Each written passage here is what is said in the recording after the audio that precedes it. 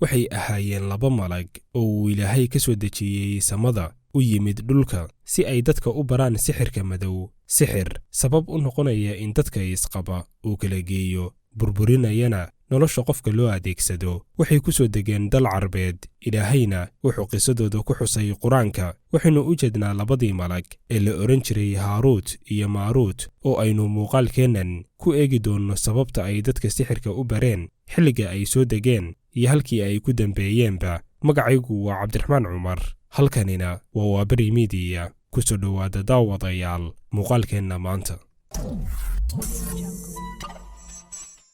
xilligii Nabi Suleymaan calayhi salaam, Yahuudi noolayd ayaa si weyn u aaminsanaa una akhrisan jiray kutubta ay qoraan saaxiriinta iyo sixiroolayaashu. Kutubtan ayay saaxiriintu ku qori jireen xogaha iyo wararka ay ka helaan shayaadiinta, maxaa yeelay sidaynu ognahay shayaadiintu waxay aadaan samada koobaad si ay u soo dhegadhegeeyaan hadallada iyo awaamirta ay isdhaafsanayaan malaa'igtu ee ku aadan dhacdooyinka ka dhacaya dhulka, haddii ay ahaan lahaayeen kuwa soo socda iyo kuwa markaa dhacayaba. shayaadiintan ayaa inta yar ee ay ka soo maqlaan samada oo ay ku soo lifaaqeen been iyo mala'awaal u sheega saaxiriinta, kuwaasi oo iyaguna u sii adeegsada faalinta ama sixridda dadka. waxayna aaminsanaayeen Yahuuddu in sixirkan uu yahay cilmiga iyo aqoonta uu Nabi Suleymaan ku hantiyey adduunka, insiga iyo jinkuna ay u noqdeen kuwo hoostaga boqortooyadiisa. waxayna isku dhihi jireen in Nabi Suleymaan uu awoodda baaxaddaas le'eg ee gaarsiisay inay dabeelaha,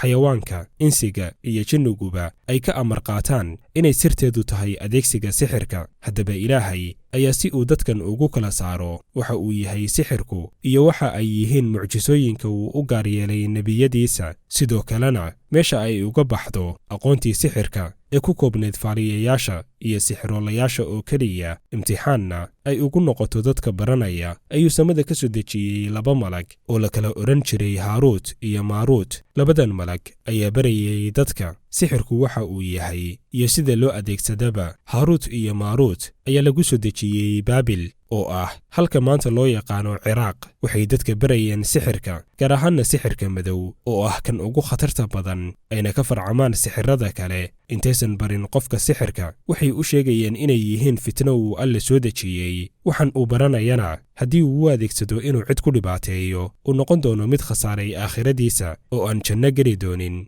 kii barta balse aan adeegsan oo aan cidna ku dhibaataynna uu Alle abaalmarin doono. marka ay qofka intaas u sheegaan, ayay barayeen sixirkan oo ay dadka isqaba ku kala geen karaan, ku dhibi karaan dadka, kuna burburin karaan wixii ay rabaan. dabcan waa haddii Alle u ogolaado oo keliya, maxaa yeelay sixirka si walba oo uu saaxirku u adeegsado, haddii uusan Alle qadarin ma noqonayo sixirkaasi mid shaqeeya. Yahuudi badankood markii ay labadan malag ka barteen sixirkii, waxay noqdeen kuwo adeegsada oo aan aakhiradooda u aabayeelin, kuna beddeshay kitaabkii uu Alle u soo dejiyey. sababta ay u soo degtay aayaddan ayay ku sheegeen mufasiriintu inay tahay in Yahuudi ku sugnayd magaalada Madiina ay weydiiyeen nebiga naxariis nabadgelyo korkiisa ha ahaatee sixirka. sidoo kale markii ay Quraanka ku arkeen inuu ka sheekeynayo Nabi Suleymaan calayhi salaam, ayay dhaheen Yahuudi Maxamed, oo ay ula jeedaan nebiga naxariis nabadgelyo korkiisa ha ahaatee, wuxuu sheeganayaa in Daa'uud oo ay ka wadaan Suleymaan calayhi salaam uu ahaa nebi. maxaa yeelay Yahuuddu Nabi Suleymaan kama aaminsanayn inuu yahay nebi, balse waxay ka aaminsanaayeen